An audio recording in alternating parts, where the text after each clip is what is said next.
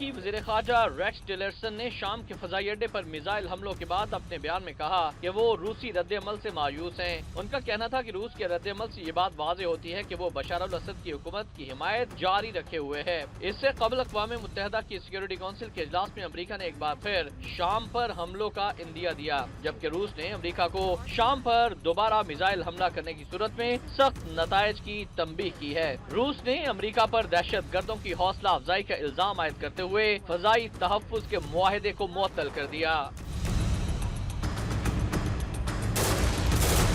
اقوام متحدہ میں امریکی سفیر نکی ہیلی کا کہنا تھا کہ امریکہ نے شام کے اس فوجی اڈے کو نشانہ بنایا جس پر شبہ ہے کہ وہاں سے کیمیائی ہتھیار استعمال کیے گئے۔ یہ ہماری قومی سلامتی کے مفاد میں ہے کہ ہم کیمیائی ہتھیاروں کے پھیلاؤ کو روکیں۔ دوسری جانب international committee of red cross نے ایک بیان میں کہا ہے کہ امریکہ کی جانب سے شام میں فوجی کارروائی بین الاقوامی مسلح تصادم کے زمرے میں آتی